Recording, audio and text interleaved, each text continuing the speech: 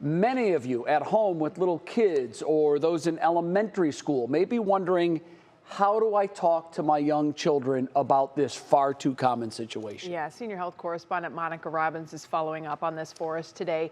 Common sense tips, suggestions on how to have this very difficult conversation. Yeah, and I know, Betsy, you've had to go through this so many times now. And with so many school shootings, it almost feels like parents should be well versed in talking to kids about this, and many likely are, but it is never an easy discussion. I have a few reminders that may help when your kids have questions. So monitor the news. Not that we want you to shut us off, but be aware of what's on the TV when the little ones are around or in earshot. Keep routines. Don't change things around or do things differently because you think you need to. Try to keep meals and bedtime the same. When it's time to talk to your kids, put down the phone, shut off the TV, and listen to them. Be honest. Answer their questions truthfully, but at an age-appropriate level. Watch your own behavior, because kids will follow your lead, and give them tools to empower themselves so they feel like they have more control over their own safety. You see something, say something.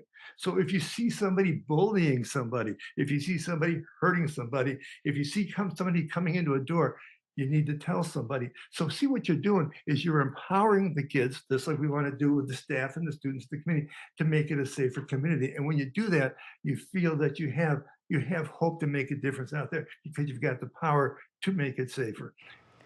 The American Psychiatric Association and the American Academy of Pediatrics recommend avoiding the topic with children until they reach around the age of 8.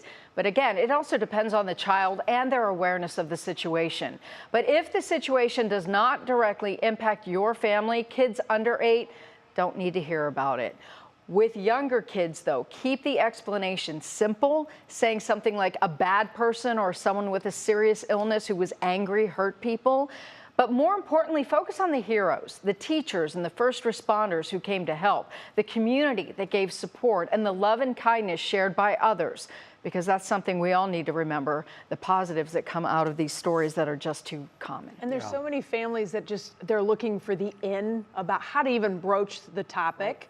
A lot of schools do active shooter drills. So maybe it's a time just to say, hey, remember that active shooter drill that you had? What are you going to do? You know, or it's the most unsettling feeling when you walk into a kid's classroom during an open house or whatnot, and you look around and you're looking for the hiding places for your child. Where would you go? What would you do? Listen to your teacher.